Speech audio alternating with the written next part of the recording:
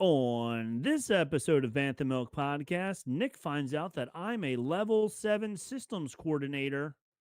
Wow, that's impressive. It sure is. Intro music.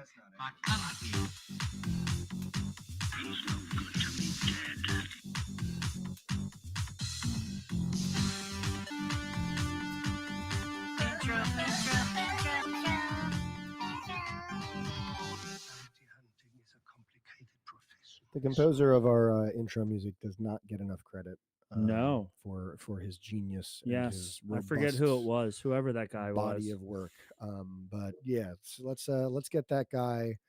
Get that guy a bottle of bourbon. Sure, that. But like, I was gonna go for like, what do you get? Like, the Tonys are for Broadway, the Oh, right. Oscars are The for film. Grammys. Well, It's a Grammy. Grammys are for music. Yeah, but they give Grammys out also to like the anybody who has an album. So That's true. comedians get Grammys. That's true. That's true. So there could be But I don't. I'm not asking for that much. Even if there's like a regional podcasting, okay. Just the Northeastern intro, Regional Podcasting Intro Championships, Northeast Regional Salesman Award. Yes, it's literally the highest honor a Northeast Regional paper salesman can have. Anyway, it is the Bantha Milk Podcast. Yes. The OGs will recall we are Banter Beskar and Bantha Milk, all That's three right. of those things. But we're back with the finale. The finale. I think that's the etymological version. Right. Actually, if it was French, it'd be finale. Right, but it's actually an Anglo-Saxon word, finale, from the Anglo-Saxon finale, which means last episode of television series. Right. Yeah. And there's Don't look that up. Anglo-Saxon from Anglo-Saxon. From Anglo-Sax. Oh, okay. There you go. Anglo-Saxia. From Anglo-Saxia, right. the great town of where Anglo-Saxia. of course Adolf Sax was from, which is Yes. who invented the saxophone. Yeah, all sure. those things. All those things. That is actually a true thing. It There does sound made up, but Adolf Sax did invent the saxophone. Well, he made it after his name. They said, "Oh, he did." Right? How this is my phone. You know what else I actually learned the other day is that there's a guy who is credited with like major advancements to toilets. Nice. And his last name was Crapper. Oh, that is awesome. And that's where we get the word crap from. You're going to the crapper. This guy is the reason why we don't have just poo in the streets, and now everyone calls poo his name. Oh, that's his legacy. I mean, like, that's awesome to have something that everybody talks about named after you. I don't know if I want poo named after me, though. Not me. Nope, not me. Anyway, Skeleton Crew season finale. We're here to break it down. We are here to break it down. Rob has got a tall Frosty over there. I do. A tall boy. I just for this show, ladies and gentlemen, just this show, I didn't shave at all this week because I was getting so much slack last week. So it's coming in real thick. Maybe I'm gonna grow it all the way out, have it like flat bottom beard or something like that. With the weather we've been having the last couple of weeks, I think you'd be foolish not to grow the beard. I know, exactly. And it's going to be even colder next week. We're supposed to get some snow. 7 degrees next week. Yes. I don't like that. I am I didn't even realize. Victory Dirt Wolf Double IPA. 8.7% alcohol. Last week you had a good one, 8% too. Yeah, and well, that was just a single IPA. Was it 8% last week? Also, it was definitely high. Maybe that's why by the end of the show I was like, you were this silly. Nice. I'm having fun. Yeah, another pinter of this, and we've had this in the past. I bought it before, but I haven't had. That's our homage to Filoni. To Filoni, yeah. Speaking of Favreau, one of the two. Filoni's the wolf guy. Yeah. Speaking of Filoni, he's. Oh, I have it somewhere that he's going to Disneyland. The Mandalorian villain from The Mandalorian and Grogu's villain, rumored to be played by Dave Filoni. This is our news segment real fast before we even get into Star Wars news. Because you jumped right into Filoni there. I just said his name. I know. You really just kind of. I did because I was like, "Ooh!" Before I forget.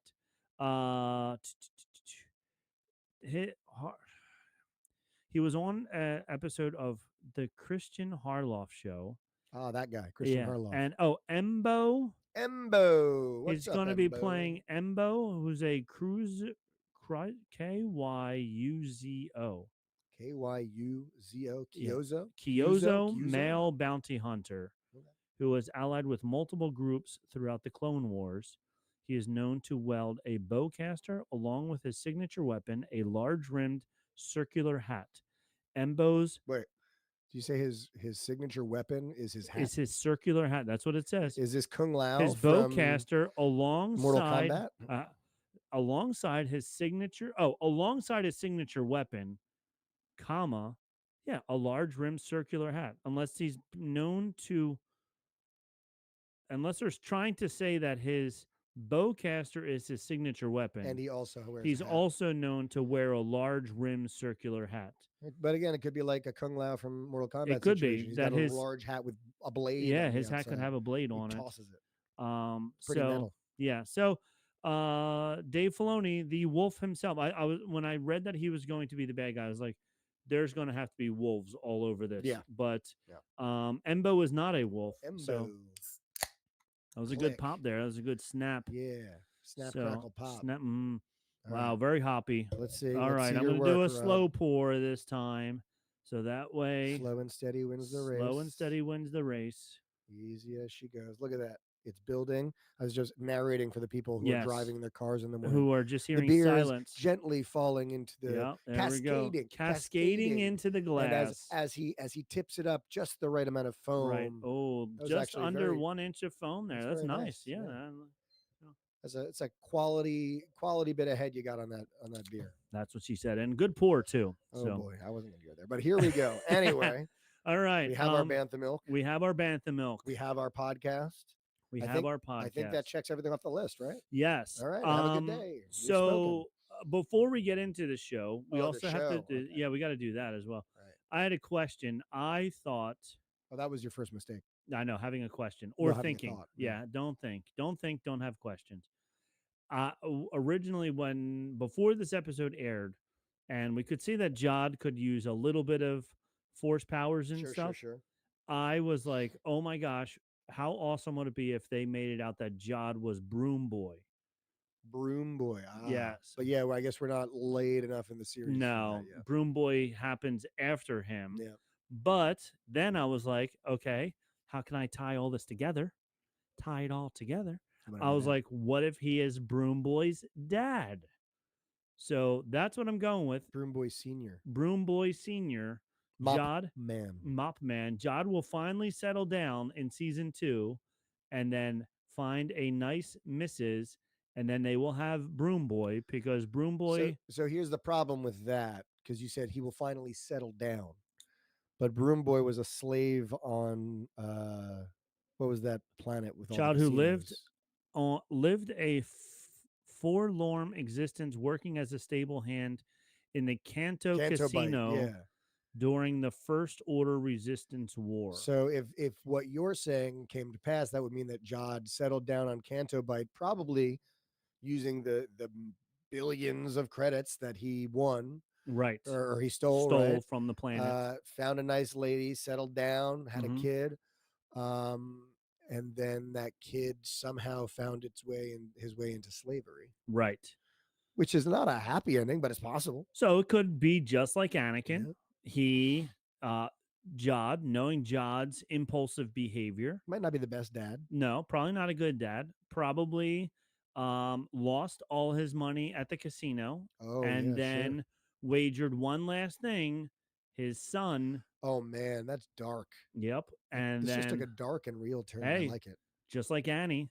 Dave, this is a verbal copyright. Yep. You heard it here.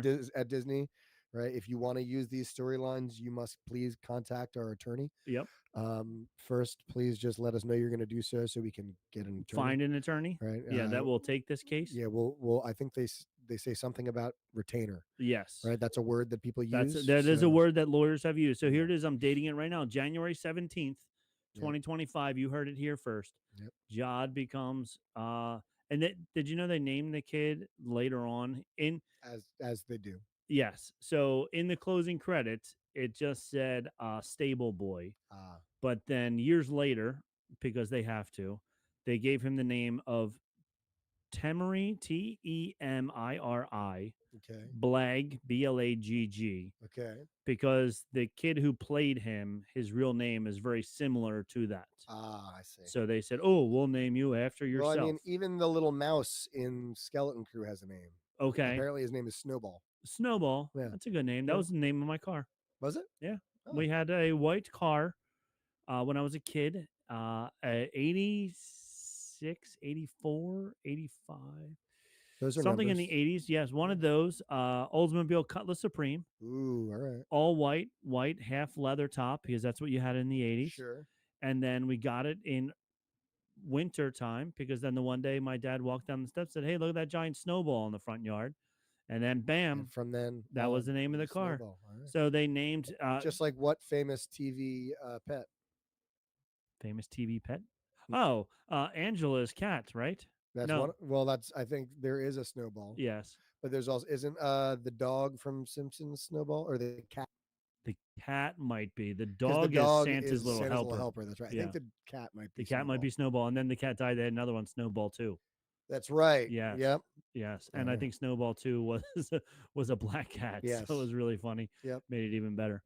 All right. So speaking of which, sorry, we need to talk Star Wars, but we're Yes. playing The Simpsons in my band class, and Dun, dun, dun, yeah, man. dun, And I got to dun. tell you, it's I guess it's just one of these things that you don't realize how old you get until you have these moments where like 3/4 of the kids and I like talked about it. I'm talking about like we know it's the Simpsons theme. Like use your ears. We know this song.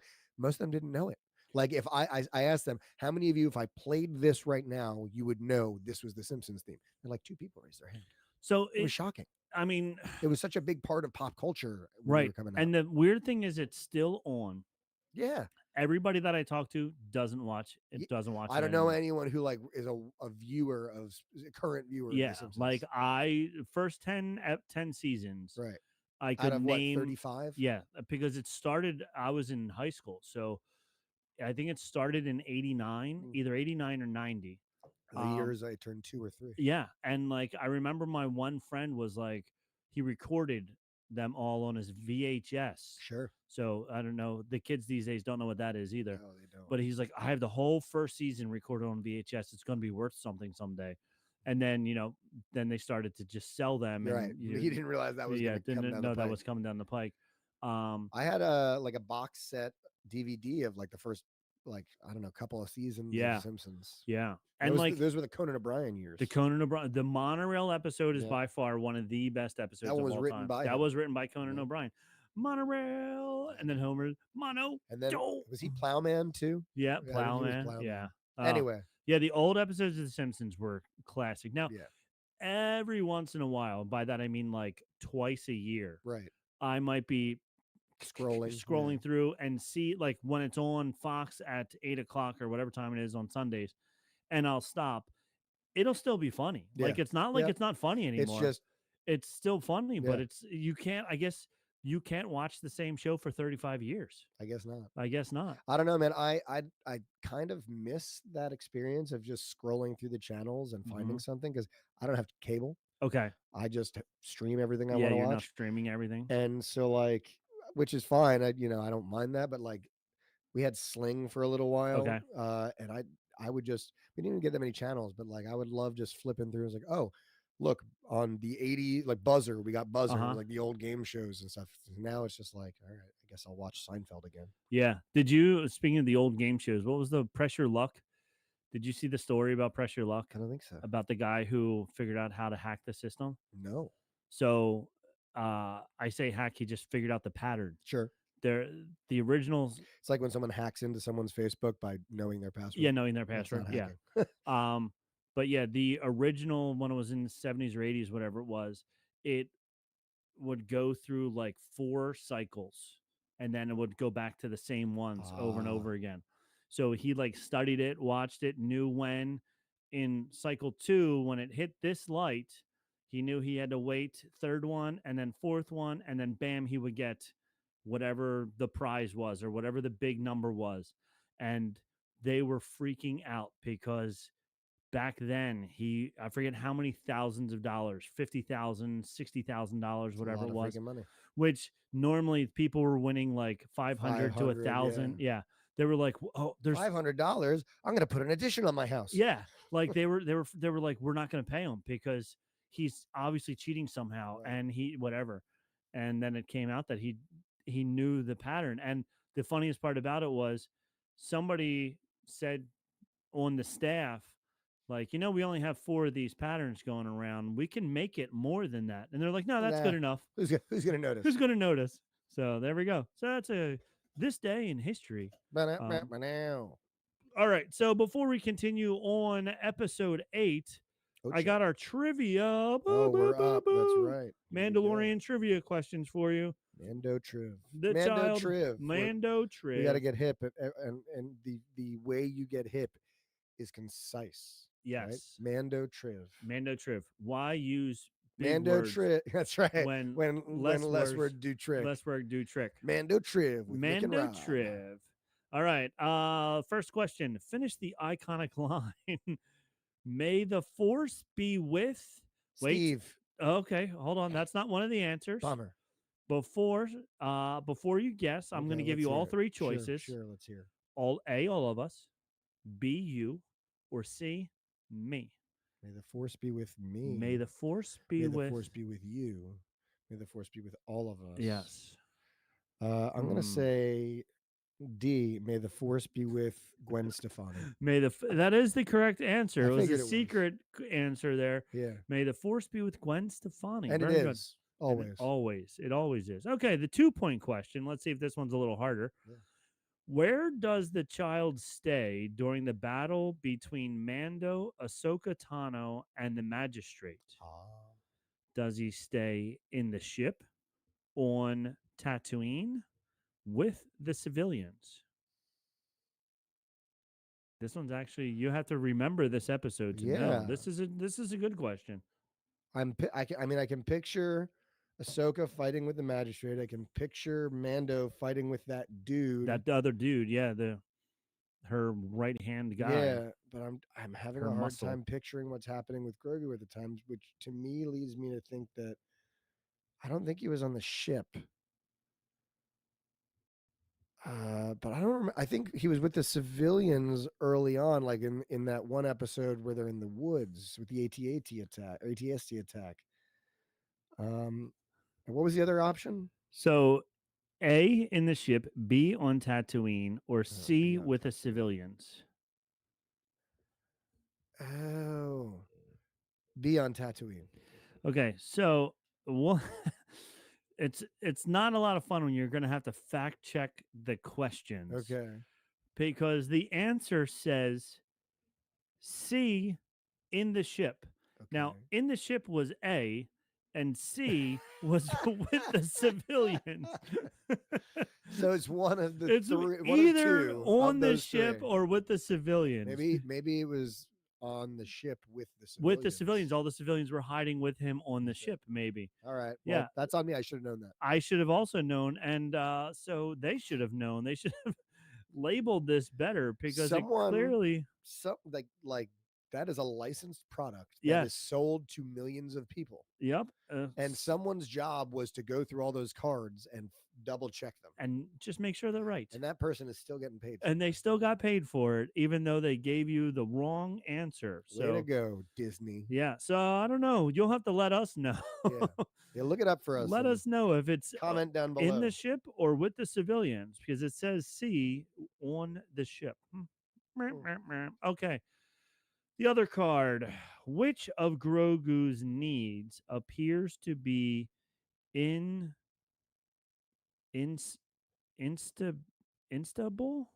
Unstable? INSAT. Insatiable? There we go. Thank you. Which of Grogu's needs? See, now that's a tougher word than what I had last week. That is definitely a tougher one. Yeah. Which of Grogu's needs appears to be insatiable? Thirst, hunger, or emotional? So it can't be insatiable and emotional. It would have to be what emotion. Kind of emotion can you not sate? Yeah. Thirst, hunger, or emotional? Emotion, right? Emotion, yeah. Insatiable, yeah, their editor. Yeah, this. Is there a letter? Is there like an address for questions or I know, comments? right? Please There write. should be. I'm gonna write a letter to my senator. This is He eats things, he eats things, so that would be frogs, hunger. Yes, and like that poor freaking frog person. All of her offspring just yes, chomped him down. that is true. So hunger is the correct answer. So this is printed by Paladone Paladone. Products Ltd, Apex House, Dolphin Way, Shormy-by-C, West Sussex, BN43 6NZ, UK. Blimey, it's the Brits. So maybe in the translation from the Brits to the English, somehow from that weird British language, yes, to a good old American to English. good old American. You got lost. They get lost in translation. Well, so yes, the correct answer there is hunger, according to this. I don't know if that's true or not anymore. I don't know what to believe. I don't know what to believe. I don't know what to believe. True. Yes. I don't know if I Okay. can handle the truth. I think we're all going to agree with hunger. Very good. And then the last question: what species is Ahsoka Tano? Human, Gungan, or now I'm going to say her name. This one, Trungata. What is? Because this is the one she is, which you know. Togaruto. There you go. So I gave you the answer because I didn't know how to say the species that she was. Like, it's so silly. Like, honestly, I probably would have stopped in if you didn't have any. If it wasn't multiple choice, I would have been like, oh, it's either Togaruto or Twi'lek, and then I would have, because she's not a Twi'lek. She's not a Twi'lek, no. But like, she's so not a Gungan. No, yeah, she's definitely not a Gungan. She's so not a human. She is not a human. She doesn't take her ears off. No. And she's not like, ha, I tricked you. Misa Sokatano.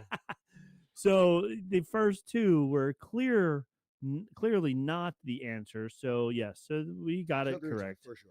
Troguto for sure. All right, and then last but not least, weird but true Star Wars facts. I realized by skimming through and doing it all like this, I'm never going to know if we got them all or not. So I'm going to start at the beginning. The first scene in every film in the Skywalker saga takes place in space. That's right. That's right. All right. So we're going to open with 3 songs from Harry Potter, but before then, I'm going to do a song from Star Wars. I love it. Yeah. Wait, how are you going to open with? Sing me a song. Sing me a song. You're the piano man. All right. 73 different alien species appear in the original trilogy films. Huh. That's a good fact. That is a good fact. I like that fact. And then finally, diversity in the 70s. Yes. But they had to be more human diversified. That's right. By Empire Strikes Back, they're like, you know what we are missing? Regular old folk. Regular old folk. We need some Billy D. Williams to come in here and help us out. We'll make his buddy kind of an alien by putting a little robot on his head. Yeah. But other than that, yep. The grill on Rey's speeder in Star Wars The Force Awakens was inspired by sports cars from the 1920s. Oh. So look at that and make it a little bit smaller. That one, I see. Yeah, and you'll see that could be like the front of a 1920s race car. Yeah, all right. Yeah, I see that. I see it. All right. Go grease lightning, you're burning up the creature, yeah. Grease lightning, go grease lightning. Speaking of that, the guy that had the speeder bike in episode 1 that was going to drag race Fern, right? And then he was also in episode 8. His name was very similar to Harrison's Ford name. Yeah, in George Lucas's American Graffiti, right. First movie, American Graffiti. Yeah. Yeah. Yeah.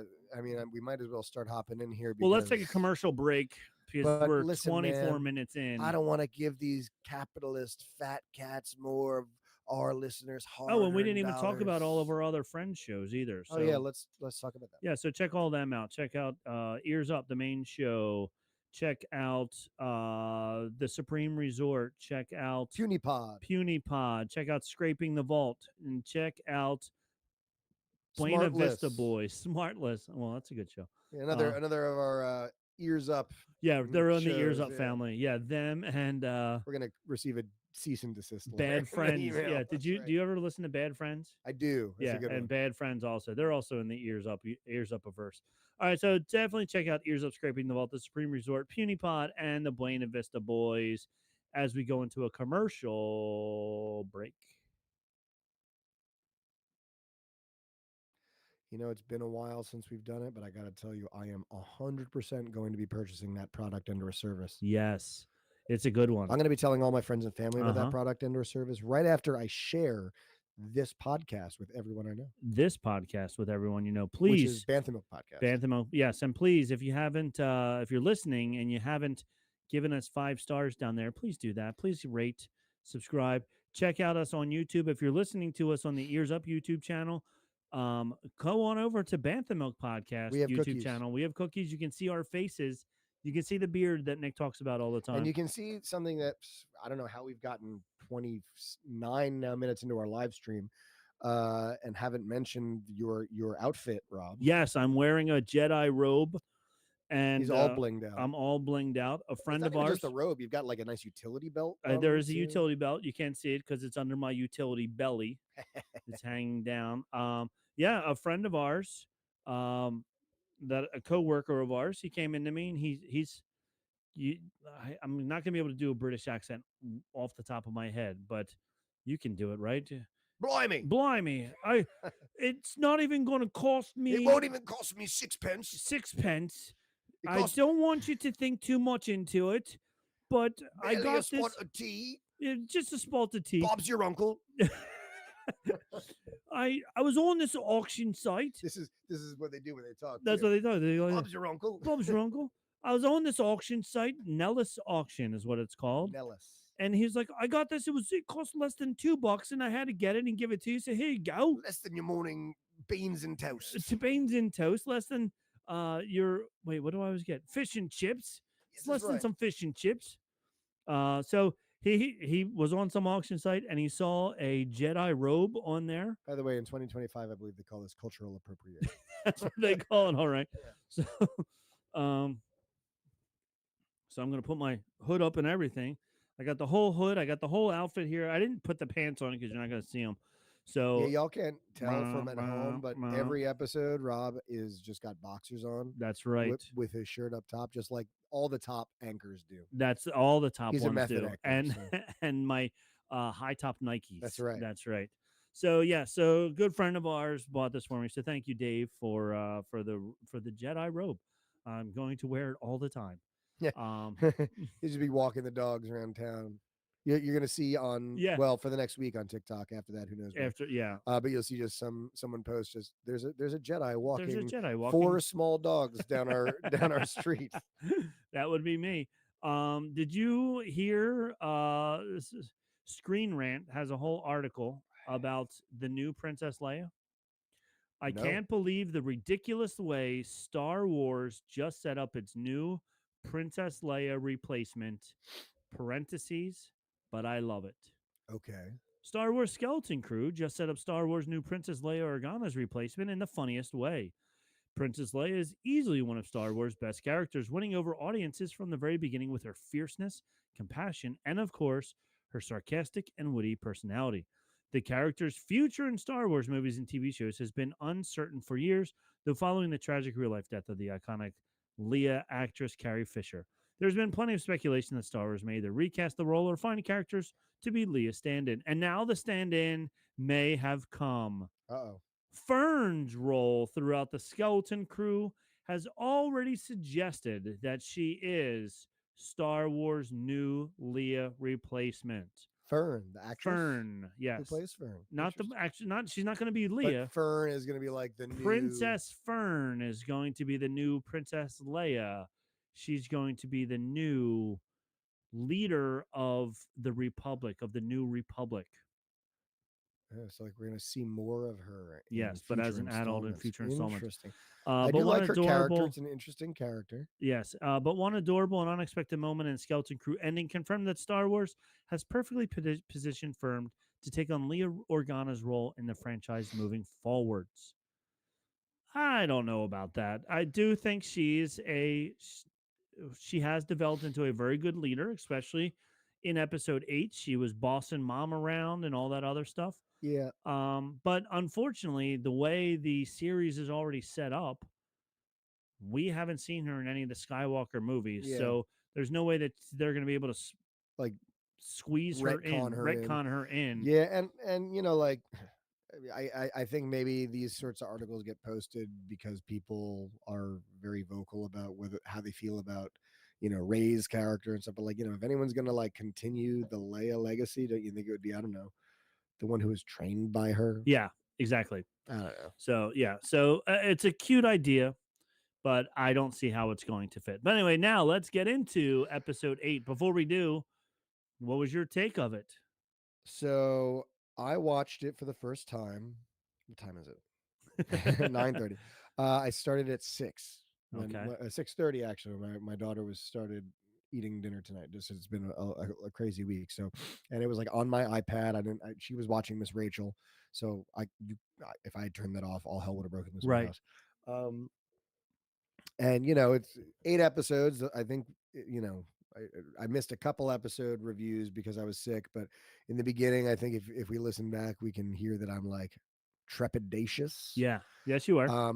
This is I was in from the beginning. This is you were more perhaps my favorite season finale of a Star Wars show since the Luke Skywalker like hallway scene episode. Okay, of The Mandalorian. Right? And this is not even to say that there was any moments like that were that epic, mm-hmm. but like I don't know. So it just the way it didn't feel like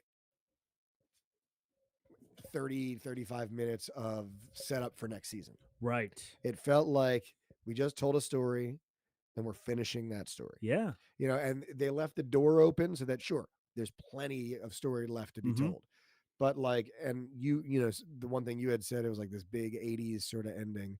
And it totally was. It was like this, the whole episode was just this 80s montage. It reminded me of like one of the Stranger Things finales, or mm-hmm. else like, just like, or like the Goonies ending, or even E.T. ending. Yep. Like it was all like good science fiction 80s movies. Yep. I was going to say television, and but movies. Yeah. It's the most, it's not the best Star Wars I have seen in a while, but it's the most fun Star Wars I've seen in a while. Yep. Mm-hmm. And I'll take fun Star Wars over serious Star Wars any day if it's good. Right. So I am definitely much more appreciative of the show on this end of the season than I was at the beginning of the season. I mean, that's just with any of these. I mean, our culture is so like, release them all so I can binge watch them. And I'm just, when I have to wait, you never know. But yeah, I mean, it's not to say that it was perfect. I still have my issues with, length of episodes and stuff like that. Right. But no, I thought they ended it really strong. Yeah, I really enjoyed. I actually have watched it 3 times now. Okay. I watched. It was very interesting because it comes out on Tuesday. Tuesday, 9:00. I was sitting at the TV waiting. Disney Plus on the PlayStation. I hit play, spinning wheel. I was like, oh no, they're gonna Netflix Mike Tyson fight me on this here. Like this is bad. Turn it off, restarted it, still spinning wheel. So I was like, all right, well, let me see if on my phone it's doing the same thing. My phone starts right up. I was like, are you kidding me? I can watch it on my little screen, but not the big TV. Right. So I started watching on there. Then 5 minutes in, I like paused it. I turned the PlayStation back on. Finally, it came up, and then I watched the rest of it there. And then today, came home, and I went to the gym. I'm trying to lose Biggest all this. Loser back on? It's not, but I'm trying to do it on my own. I'm really good when the Biggest Loser is going. When it's not going, I'm really bad. You're the biggest loser in my heart. Oh, thank you. That's the nicest thing you could ever say to me. So I was like, I'm gonna do this without the Biggest Loser. I mean, Rob, we're two middle-aged men in a basement talking about Star Wars, and you're wearing a Jedi robe. And I'm wearing a Jedi robe. I mean, it doesn't get any more loserish than that. Let's just be real about what we're doing. Yeah, right all now. I need is some tape on my glasses. Did I do that? Yeah. We didn't hear that at all. I was very disappointed. That's it. Yeah, I know, honestly. Yeah. But so I'm at the gym and I'm watching it, and then I was like, oh, I need to watch it again to write down all the notes. So then right before you came over, I watched it a third time just to get all the notes down because I like to not miss anything, especially with the finale. I did a good job of doing it for the first 7 episodes. I'm like, I'm not going to drop the ball now. So then I watched it a third time just to write down the notes. I didn't need to watch it a third time if I wasn't jotting down the notes, but it was still an excellent ending. It was a lot of fun. Like you said, I would watch fun Star Wars over serious Star Wars as long as the fun Star Wars is well written. This was very well written. This was very well acted, except for one character, I think. Everybody else, I think, did a phenomenal job. Which character? Wim's dad. Yeah, he wasn't the most impressive. No, Wim, as Trey said, when we get to the scene where they're at home cooking, right? Wim acted circles around his dad. Cooking, yes. Microwaved him like a the 80s TV dinners. Man. Yeah. It was awesome. But Wim totally acted circles around him, and whatever. But other than that one character, I thought everybody else did a great job. I thought everybody was awesome. Yeah. I thought these were the best Star Wars kids we have seen. Yeah, I mean, Little Leia was good. Yeah, Little Leia was good. But I mean, there haven't been many other ones. But the ones certainly not the kids we saw in the Acolyte. No. I mean, certainly not little Anakin. Yeah. No, I agree. And even little Anakin's friends were just as bad. Oh, they were worse. They were worse. They were the ones who didn't get the Anakin role. Yeah. It's like all like the like 2nd through 5th place. They were like, all right, we're just gonna put you in Alienware, and you just like say terrible lines in the back. Hey Annie, what's that wrench for? Oh, come on. So yeah, so I felt that, and that was one of our big fears coming into this season was that how good are the kids going to be? Yep, because the we've been complaining about that for years. Yeah, with the Stranger Things. Yeah, Stranger Things kids. They set the bar. They set the bar up really high. So yeah, I guess now we know what the key to success when you're casting kids in roles is just have it based on the 80s. Yeah. Yeah, if it's the based 80s on the 80s. Time, Goonies, Stranger Things, Skeleton Crew. What was it? Well, the Goonies took place in the 80s. Sure. So, what's the Goldbergs? The Goldbergs. Goldbergs, yeah, that kid is good also. So, yeah. So, all right. So, I loved it. I loved all 8 episodes.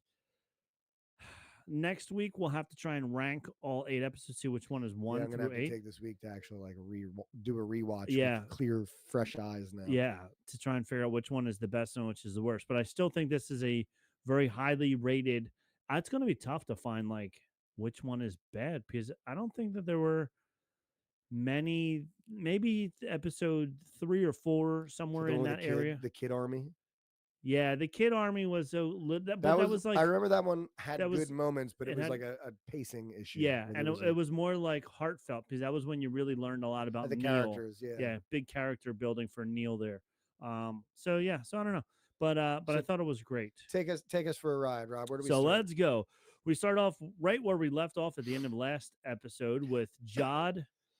Right. And so this was, and I forget where I read something about this, but this was like a very Flash Gordon-y sort of a thing here. Like the serials of the Flash Gordon serials. Where we're left at the end of an episode with like this really gripping and death-defying, how will they get out of it?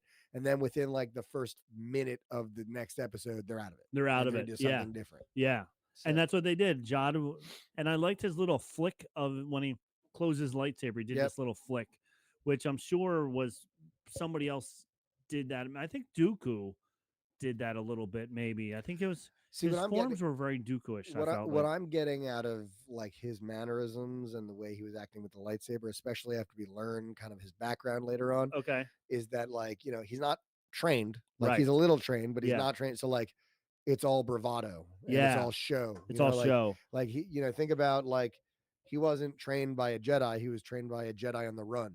Yeah. So like And we don't know really how long they were right. together. All we know is they were together long enough that, clearly they recognized that this kid could use the Force, and they started talking to him about how to use it right. and control it. But even with that, like we've seen throughout the series, it's not like he's had a huge control over the Force. No. He does like the magic trick part of the Force. Yes, yes.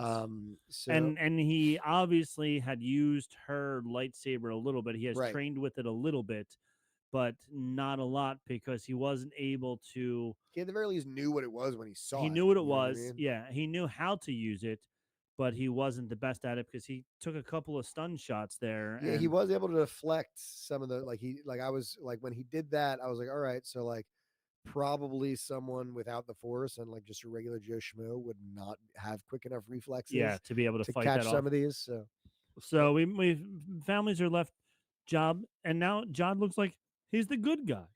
Hey, I'm just the emissary here. I just want to, I'm just here to get the money, and then I can go. And then Fern starts talking back to him, and he's like, "Okay, you know what? you come with me. You're gonna come with me We're to going to the go see principal's the office. supervisor. We're going to the principal's Young office." lady. And you could see the mom was like, "Oh My yeah, we're going to the goodness. supervisors. Nobody ever gets to go see the supervisor." So it was fun watching her play it up. Like, I, I mean, I just kind of love that like the whole like direction of this show is your parents are idiots. They don't yeah, know anything. they were so Yep. brainwashed, and it was a And even when very we learned later on about the supervisor, they're all like, "Yeah, you would have found out yeah when you graduated." when you Yeah, graduated. Yeah, everyone it's knows. all right. No, yeah. Um, but yeah, it was a very communist society in that way where money didn't mean anything. Everybody had all the same stuff. Everybody did their job. Everybody did their parts, and it was very What was it, the Great Works? the great works. And so that's a callback to the New Republic Right. stuff with Lena So. Lena So is the Chancellor. I'm sorry, it's not the New Republic, the High Republic. Lena So was the Chancellor during the High Republic, and she like enacted all the like her vision of the great works that they could do, and like creating of Starlight Beacon, which was this space station that like was supposed to be like it could be anywhere in the galaxy and provide aid and provide Yeah, it was like a medicine. giant medical Yeah. station. Yeah. Which then had a fairly tragic end. Yes. But By like the what were they called? What the was Nile. the Nile? Yeah. Yes.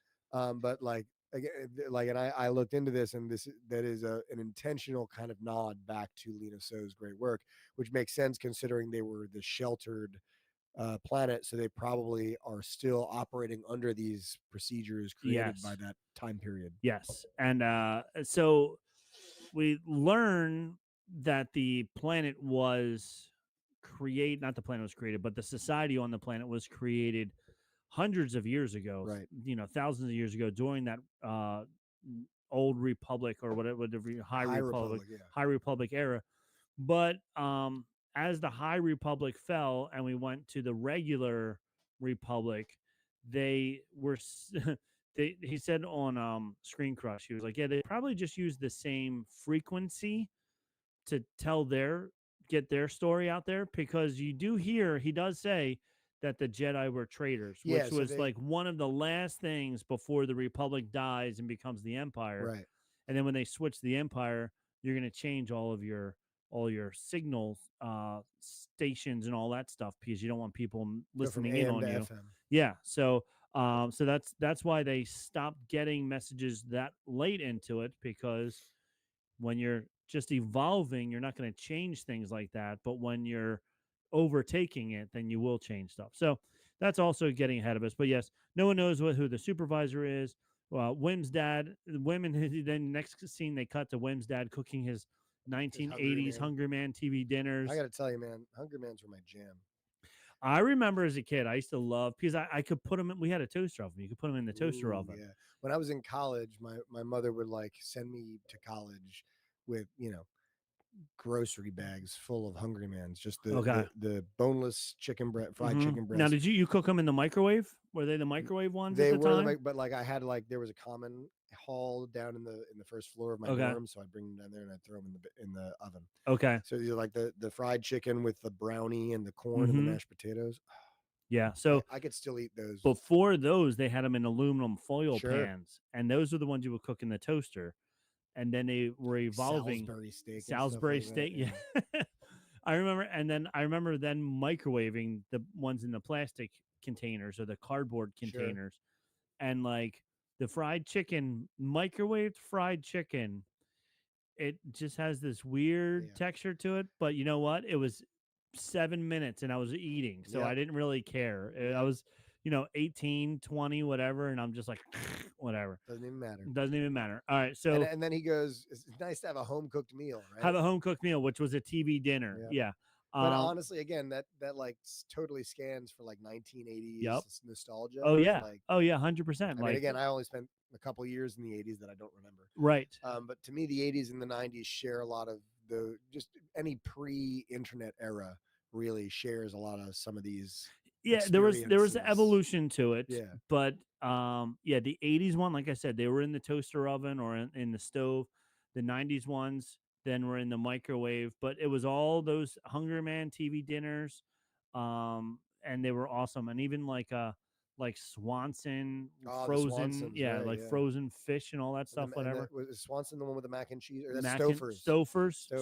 Yeah, they were awesome. So they're cooking this, and this is where, like I said, Wim is acting circles around his dad. Wim is like, "Dad, there are people out there who don't want to do the right thing," because the robot's staring at him, and the dad's just like, "Oh, but Wim, just, you'll have your thing tomorrow. Yeah, you got your exams. You have your exams tomorrow." And he's like, "Oh, look at me."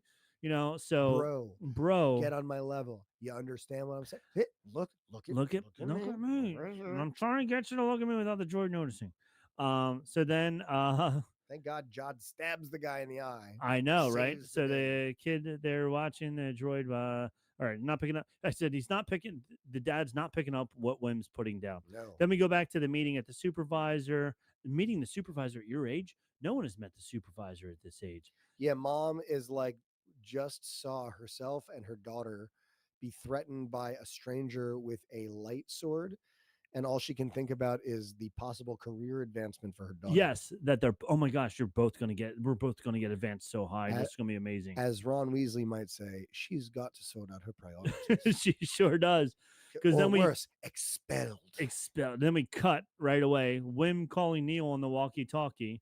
And yeah, which, by the way, is like just a straight up 1980s walkie-talkie. Oh, 100%. Like, it's not even like I had that walkie-talkie in the 80s. They just like went to the store, like the hobby shop, and were like, "Give me your clunkiest 1980s with walkie, extendable, the metal extendable antenna." Yup. Oh, 100%. They might as well have had a talk boy. They could have. Home Alone. Yes.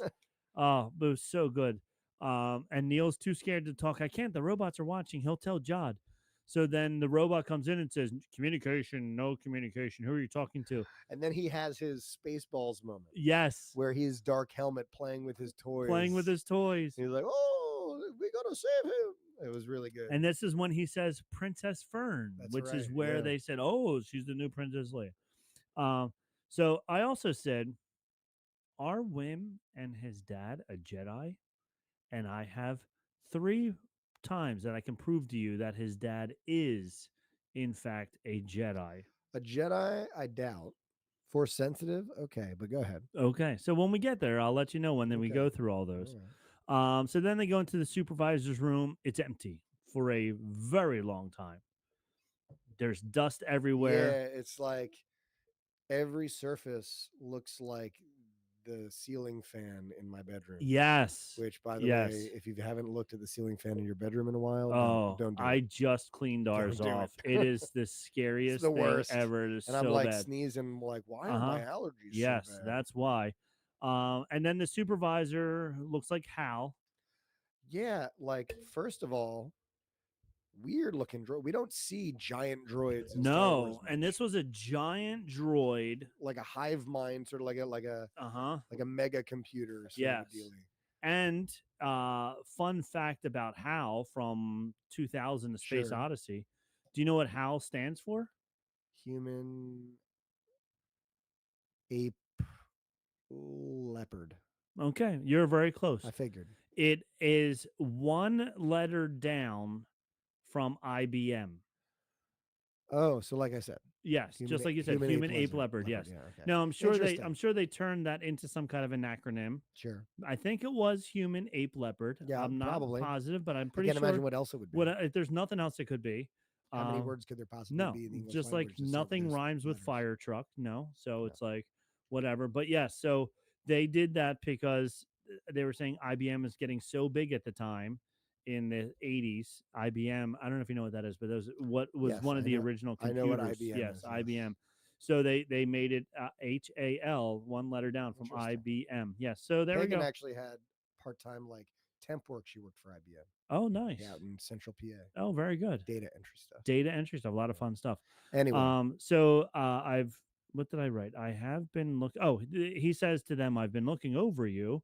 I've been watching over you." That's what he says. Yeah. This random, like enormous non-bodied droid. Yes. Knows these people by looking at them. By looking at them. So like it is this really sinister big brother sort of like. Yeah. All right. So the supervisor, and it's interesting because you had mentioned last time that like there's this theory, all these theories about the supervisor being a droid or being SM-33, and like it was a droid, and it was totally not a big deal, and that's what made it so interesting. Yes, is that like it was a droid, and everyone was like, whatever. Yeah, it's just a droid, and like we knew that, whatever. Yeah. And so, but I still don't think. I don't think the mom has ever.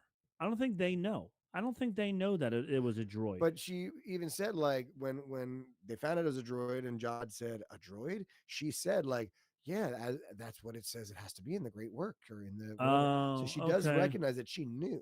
Yeah. So, but like again, I think what's the most sinister thing about it is if you think about it, all right, so all these robots are enforcing the will of this droid. Yes. This droid is so like who programmed the droid? Right, whoever was in charge of the great works from thousands of years ago. I don't know, like I feel like, and I think if the droid was watching, all of those robots with the eyeball are all going back to Hal, to the giant droid, and that's how he's like watching. He's watching everybody all the time, right? Like almost like the one Batman. It's like the Borg. Like it's not even like those are just robots. That is him. That is him. They are all part of him. You will be assimilated. Resistance is futile. That's right. Not a lot of maybe this is the wrong crowd for a Star Trek reference, but I liked when Picard became part of the Borg. I saw that. I know. I know what you're talking about. TNG. I'm down with you. Deep Space Nine was actually my jam when I was a kid. My parents watched Deep Space Nine. I loved it. I liked Deep Space Nine. I liked the Next Generation was what I was really. My parents watched both. Yeah, but I liked Deep Space Nine. Less high stakes. It was more. Because it was just like it was very simple. It was just like old life on a space station. Yep.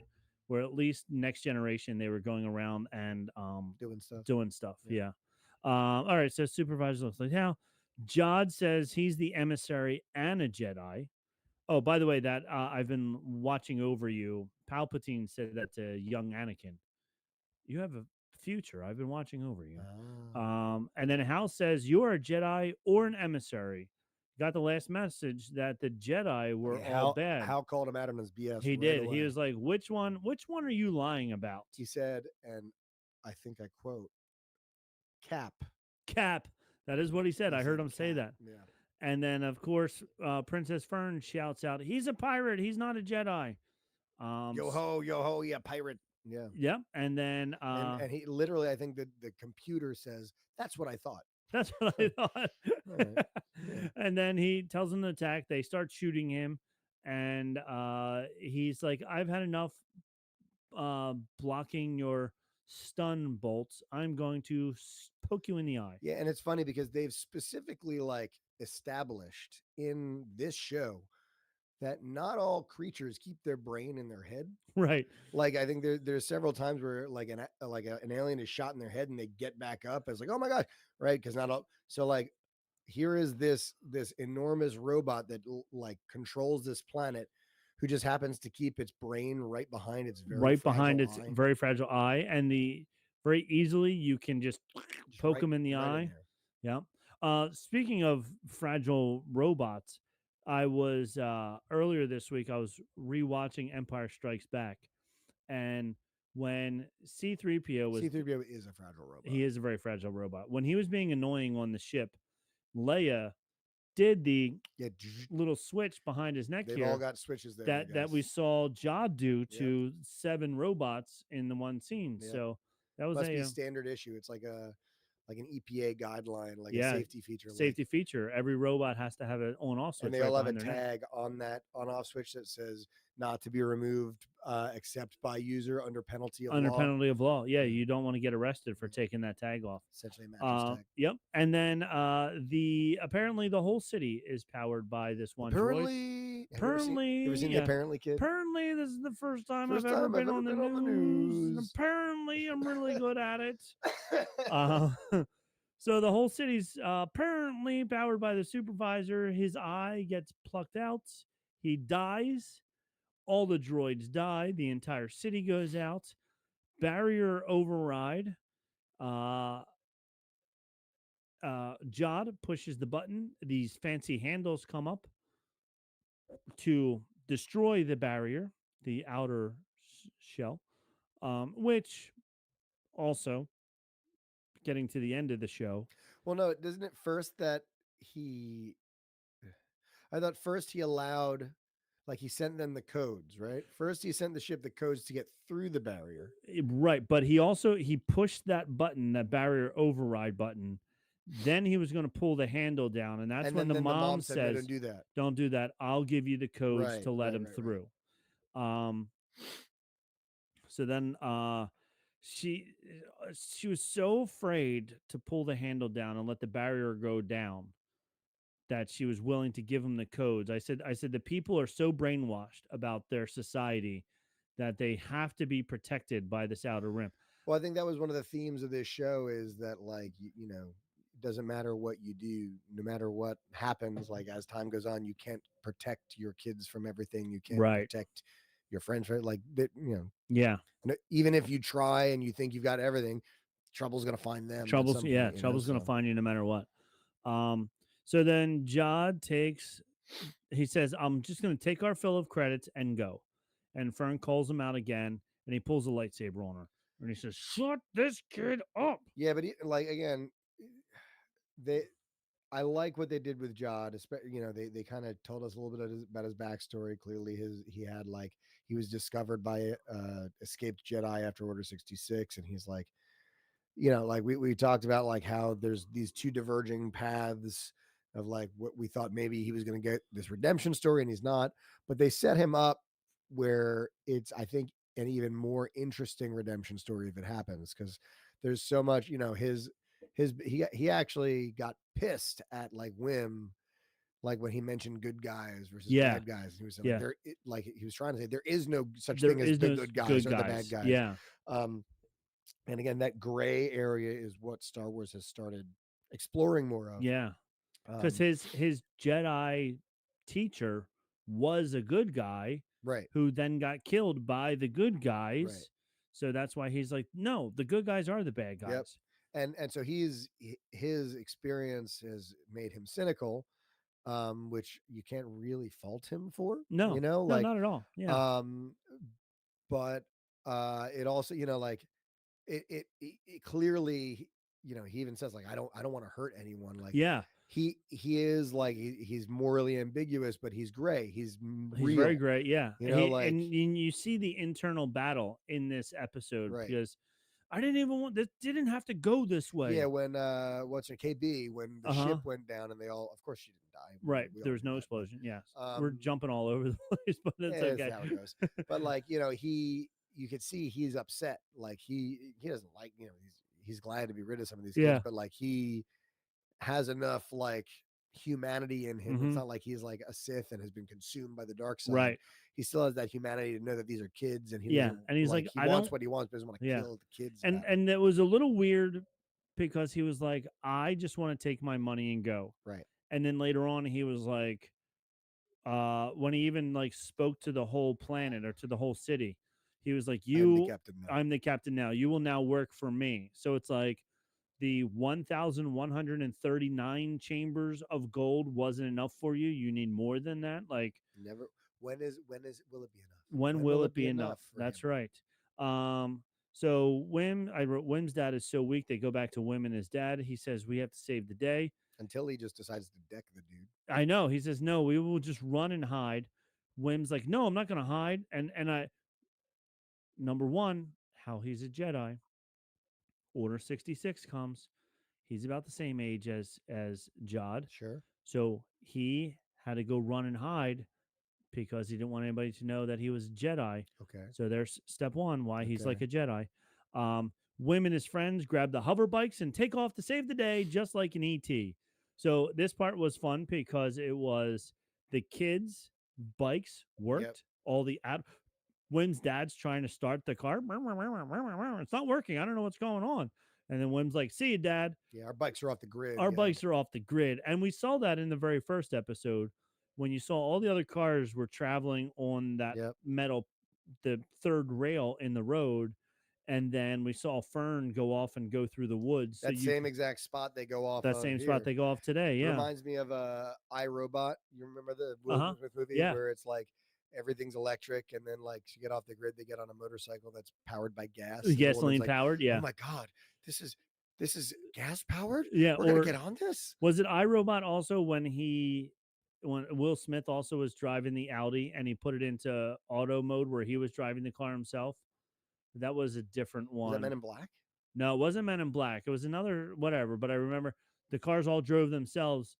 Yeah, I think it was iRobot. Okay. Yeah. And he was like, no, I need to drive it because he was able to like drive all over the place because they were programmed, whatever. So Wim says, no, we have to go save her. And the dad says, no hover bikes. No hover bikes. He was so whiny. So we find out how to save the day.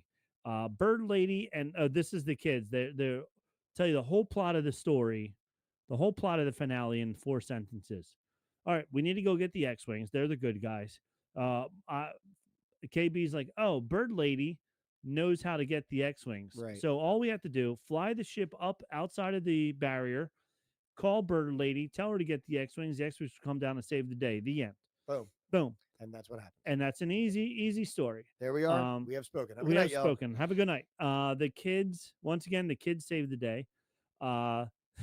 When the dad was chasing them, no hover bikes. I so wanted him to be running with just his hands behind his back. Like, I don't know if you watched the Goldbergs, but Barry Goldberg, the older brother, when he always ran, he would run with just his arms behind his back, very awkwardly and very like stupidly. Okay. I so wanted him to just because he was playing such a whiny character. I just wanted to not know how to run. Also, but no. Apparently, he decked that high school bully, and then stole his bike. And so suddenly, Howie's Jedi number 2. Okay. He goes up and he looks at the kid, and then the next thing you see, kids, you got to sleep. He's on the bike, so he clearly didn't offer the guy credits and say, can I please borrow this? This is not the bike you're looking for. Maybe that's what he did. He did that, or he just knocked him out or something. But we cut back post-credit scene. It's just like we pan over to the like a body on the floor with a burn scorch of a lightsaber through them, right through his eyeball. Man. Yeah, that's how he did it. Apparently the dad is the big bad all along. Yep. And then so they're going through the woods. Great. Speeder bike chase scene. Yeah, it looked fast. It looked like they went over 7 miles per hour. They did. It was very impressive. Very much like the kids riding the bikes in E.T. But that's the sort of scene when I was a kid. If I saw that, I would have wanted to be that kid. Oh, yeah, 100%. And you also, if you live near woods, you would be making a trail for you to ride your bike through and figuring out how to get some kind of a ramp in there so that you could try and jump. And amazingly, through all of this, at the tender age of like 10 or 12, not caring even a little bit about ticks. Nope, not even a little bit. Or I remember one time at the campground, We were walking out of the woods, and there was a wasp nest in the ground. I first come running. I'm like, ah, because I'm getting stung. I don't know what's happening. And then I get like 10 feet away. I fall down on the ground. I start rolling or something like that. My friends are like, what's going on? And then my brother or somebody else after me, they started attacking this person too. So then he comes running out. And I was like, were you getting stung by bees or were you just making fun of me? He goes, no, I was also getting stung by bees. So yeah, but walked in and out of that part of the woods 100 times and Yep. never got stung by bees before. Yeah, I mean it's like, you're 10 years old and you think, "Ooh, running through the underbrush would be so much fun." So much fun. And now I'm an adult and the first thing that pops in my head is, "Oh my god, I'd have to run home and check every inch of Check my for body." ticks, poison ivy, have My to get in the god. shower, wash everything off because you never know. This is how it happens to This you is though. how it happens. You That's it. start to think about Yeah. things. So then as they're talking about jumping over the cliff, just like in ET, the dad says, I'm heavier than you. but I'm heavier than you. Which is interesting because it's like it was very clearly to me a line they put in to like say like, "Hey, Dad, we're kids. We get Yeah. it, but you need to trust us." You need to trust But us. like it was again, sometimes in this series, for all its good things, they're a little heavy handed on the like, this is how you should feel right now. That's right. You should be very sad now. Yeah. But then it looked, maybe it was just the angles, but I felt like he was behind them. He did a little bit of a trick in the air. He kind of kicked out the back wheel Well, when he right was in after, the wasn't air. that right when he went woo? Yeah, and then he lands. He goes, He did yay! like didn't ollie. Yeah, he didn't. Yeah, so that's another thing that made me think that he was a Jedi. So then they go chasing through the school because they have to go through the school to get to Right. the ship. And then every 80s kid especially, but every kid's dream, the school gets destroyed. Yeah, destroying the school, riding your bike through it at nighttime. It was awesome. Neil gets shot off. He says, keep going. I'm going to find the cannon that might be on top of the building, on top of the roof. Which we actually did see earlier in the series. Yes. So yes. Talk about Chekhov's gun. That was Chekhov's giant laser cannon. Yeah. So they make it to the ship, and now somehow this was a little confusing. Also, as they were flying by, maybe because the ship was now fully loaded, they couldn't put any more gold in it, so they took it all the way to the top. But it was all the way at the top of that tunnel that it went into. Right. Like when he landed, that platform went way down, down, down, down. When they got there, because they rode up the ramp and then up the ramp into the ship. So somehow at this point, it was raised all the way to the top. But then they go and get in, and those retaining bolts that we talked about last episode. You called it last time. You're like, we're gonna see those again. We're gonna see those again. Couldn't take it off. And then this is when Dad comes to the hero.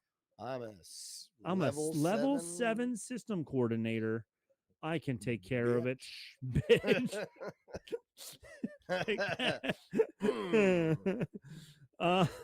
I said all he needed was a cape to suddenly appear and be like waving in the wind behind him. He was like, get the bike, let's go. Yep. And now suddenly he becomes like Batman riding on the bike, weaving in and out through the California water river runoff area there. Like, this is my moment. This is my moment. I was born for this moment. The ship's shooting bullets at him. He's able to elude them because of his Peter tingle. His Peter tingle. He's eluding all the bullets and everything like that. He is the one. And then they're getting closer.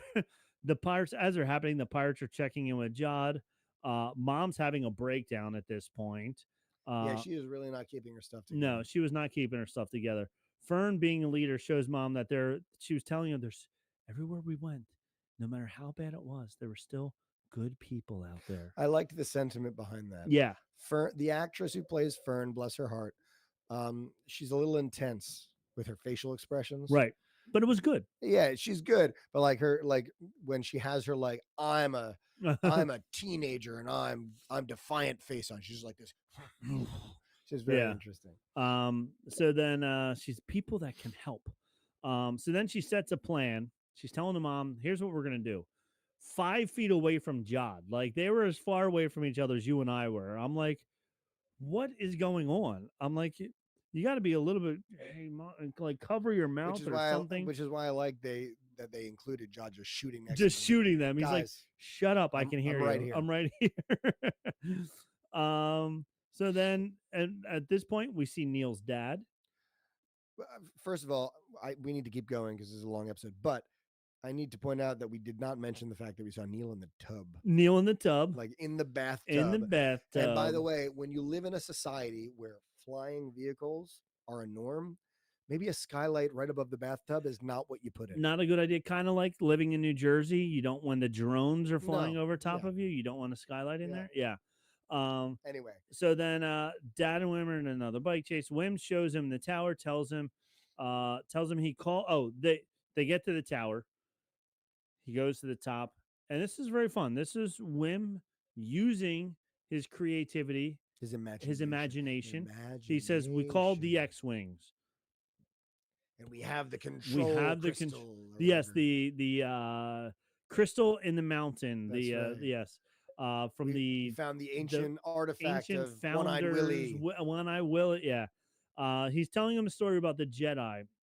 Unfortunately, he doesn't know the Jedi were all killed. Right. So, no, but we're still in control. Yeah, no. And really all it is just a stall tactic, which is like, which was a good stall tactic. Yeah, and like Jod like humorously was like playing along and was like, "You're an idiot." Yeah, like what are you talking about? What are you he talking doesn't about? even realize that he's playing right into and then the dad with his level 7 buttons. He knows, look, when you're a level 7 system coordinator, you know which level 4 6 buttons. Coordinators are like 2 buttons max. Yeah, they're not allowed those buttons. Yeah. They're 2 levels down. Yep. But he knows what buttons to push, and he starts all the power up again. And that's when I noticed none of the robots started up again. I was expecting all the robots to come back up. Yeah, no, I guess, I don't know. Like interesting. This is only for the clamps. Only for the clamps. Only clamp power. And eventually, at the very, very end, you see that some of the city lights start to turn back on again. But yeah, so he knew that button handles the clamp and the power to that area. Fern tries to get the gun. Jod attacks her, says, "Do not do that again." Then the ship takes off. This was a funny scene. The mom is like, "How are you flying that?" She says, "I have some help," and she's holding 33's head. Yep. And as we always know, because C-3PO was in about 9 pieces, that droids are never dead. You can just put those wires back together again, and they'll be fine. So 33 is helping him fly. The plane goes all the way through the clouds, kind of like the original Batman when he goes all the way up, and then it tilts back down and goes back down again. That was fun. And then she's able to call Owl Lady, because Neil, it's the Tootsie Pop Owl. The Tootsie Pop Owl. She said, "I'll send still somebody out there on a different planet trying to figure out how many licks it takes to get I was gonna say, she said, and it's 3. By the way. 1, a 2, a 3. And Neil shoots the main cannon. He says, "It works. Yeah. I knew it was gonna be up here." And then the ship turns towards him, and he's like, "Oh boy." Jod says, "You don't know what you have done."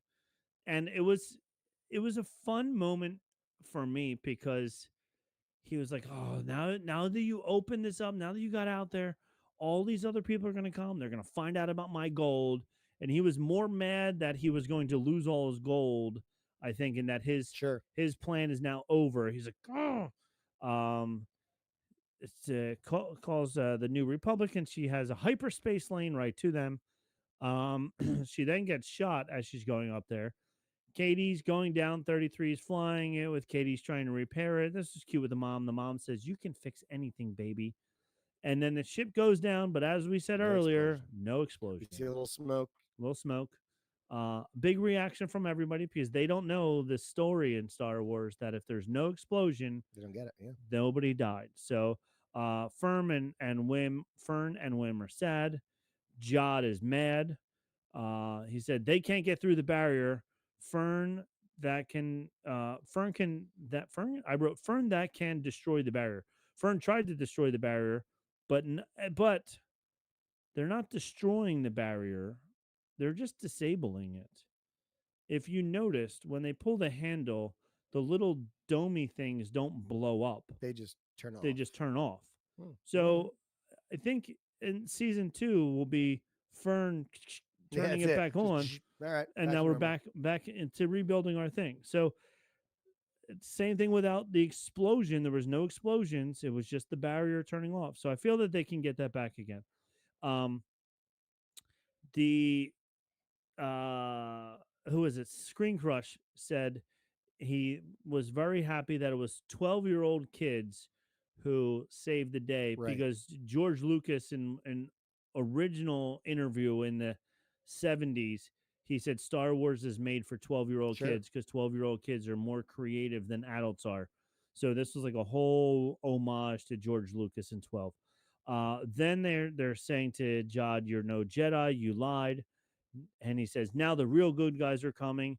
And this is when Jod's like, "No one's coming to save you." And then this is where we find Jod's backstory that we went over about 2 or 3 times already. Order 66, all that good stuff. And the same thing about the pinpricks of light. And I will kill whoever I need to get those pinpricks of light again. So he's talking about those little times that he had some good moments in his life. Right. He could have had a great time here if he would have came differently and said, "I found your kids, give me a reward." Right. They would have been like, here's a whole bunch of credits. How about this? And he would have been like, "That's perfect." And then here's another scene where Wim's dad is a Jedi. Wim's dad punches Jod, knocks him down. Jod's holding him back. They're all trying to get to the thing. Wim's dad is able to get there first. He's able to resist Jod's force powers. Yeah, he's like trying to break his fingers. He's trying to break his fingers with the force. He's able to resist it. Wim was holding on to the lightsaber. Jod was trying to use the force to get the lightsaber. Wim was able to hold him back. Both have force powers. Ooh. I can see it. Maybe. And then the mom, the mom comes over. She puts her hand on top of Wim's dad's hand, and as we all know from whenever in the 80s you do this, whoever gets the head on top, they win. They win. And not only that, they're now officially married. That's it. That's right. That's because there's no Fern's dad anywhere. That's true. And we know Wim's mom is dead, so I think season 2 starts with a marriage between Wim's dad and Fern's mom. Love it. It'd be awesome. It'd be like the Brady Bunch. Yeah. And then the two of them get together, and it'll be even more awkward. Lady. Yeah. That's right. Who was living on at Aden all by herself. Oh, that was nice. Thank you. They pull the handle.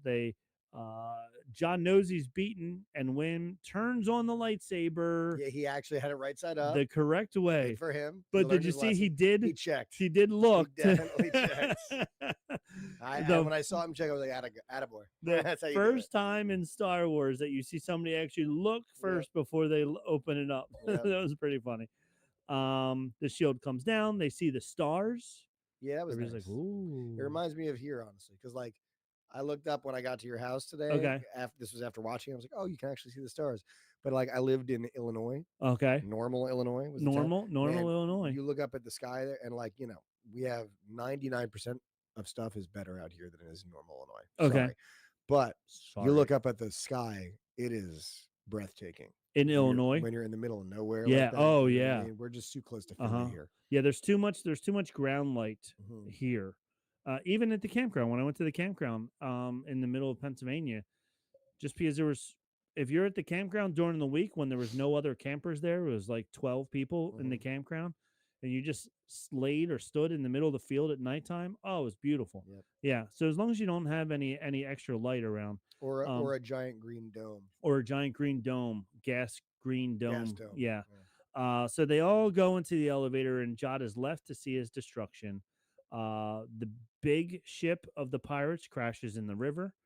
I was really expecting a post-credit scene. Yeah, honestly, when it ended, I giggled a little, and Pagan, I was watching on my iPad, and Pagan was next to me because she hasn't really been watching, so she was on, and she's like, "What?" I'm like, "Nothing, just it ended. It ended. That was it." And I took my mouse and I pushed it towards the end to see the little preview. I'm like, "No, that's it." Yeah, I watched the credits twice because I was like, maybe I missed something. Yeah. Like, did I blink and miss something? Which again, in our culture, I guess, is so surprising to not have that, and almost like disappointing until you think about it and you go, "No, I like it because they didn't need to tease us. They No, finished they a finished it. story, and if they have another story, they will make it work. But they don't have to like leave this story unfinished, Right. in order to entice us back. Yes, it was like this is the end. That's it. The anti-Marvel approach. It was, yeah. And honestly, like I don't think before Marvel anybody ever did like post credit scenes. I think it was almost never until Marvel, and now it's almost like I find myself, and I haven't gone to the movies in a while, but almost every time I go to a movie, I'll just take out my phone. Is like, is there a post credit scene? Yeah, we Trey wanted to watch Sonic 3. It was fun. I hear all the Sonic movies are good. Yeah, so we went to see it. It was fun, and then he's like, "All right, let's go." And I was like, "Well, is there a post credit scene?" He was like, "Yeah, but it's lame." There was actually 2 post credit scenes. We watched them in the car ride on the way home. Yeah. Like YouTube has the post credit scenes. It's ridiculous. Yep. So then they all get into the elevator. They run all the way over to where Katie's ship crashes, and surprise, it's not blown up. It's just stuck in the ceiling. And I guess she's just been laying on the hatch on top of Gold for about 45 minutes. Yes. While this happened. Then they walk in and it just opens, and she just perfectly timing. falls out, hangs out for like 20 seconds for suspense. And then just wakes up and goes, "Did we win? Did we win? Yes, we won." End. The end. Like that was like really, honestly, that was like the end. But there was a good line though. The dad said, "You don't want to have a great adventure like this just to get crushed at the end." And then Wim, you don't. Oh, and then Wim standing there, and you see the rebel blockade runner come in also. Right. And Wim staring up at it. Oh, he says you don't have to take your. I guess you don't have to take your assessment now because that was the assessment building, the school that was all blown up. So you see Wim staring at the rebel blockade runner. So you know he's going to want to get off the planet onto the good guy ship now. Now he knows who the real good side. Yes, because he's been hanging out with the these real good guys. That's the name of the episode. Hey, what a surprise! So that's how it ends, and then credits, and no post-credit scene because it's not Marvel. That's right. So I loved it. I loved the series. It was a fun series. Yeah, fun is something Star Wars has been missing for some time. You know, like Book of Boba Fett. Not I don't fun. think it was fun. Acolyte, I would not classify as fun. No. Mando, I would classify as fun in spot. And again, it doesn't have to always be fun. Like right. Andor was not fun. It was a great show. Andor was a great show. It was fun. It was harrowing. Like you felt anxious. But like this was fun. It was, like it just. This is fun, entertaining, suspenseful, like just quality entertainment, which made it a lot of fun because you didn't need to see a Skywalker. Right. You know, you just were having fun knowing that this was a great adventure with a lot of Star Wars stuff in it. Even the fact that the main character, Jod, was dressed like a pirate and not really like a Star Wars character made it even more fun. Yep. So it was a good time. So I loved it. I loved the whole series. I definitely want to watch it again. And I guess next week we can try to do a ranking of the 8 episodes. But I think it's going to be ranked from like good to great. Yeah. So, and they're all going to be pretty tough in there. So there we go. So yeah, that's it, man. So catch us on the social medias. Check out our friends on all the other platforms. Comment below if you have questions or you'd like answered for next week. Yep. Catch all of our we have 200 episodes. That's crazy. We have a lot of episodes. Catch our back catalog. And yeah, we'll come back at you next week with a breakdown of the whole season. Yep, sounds like a plan. But meanwhile, from here at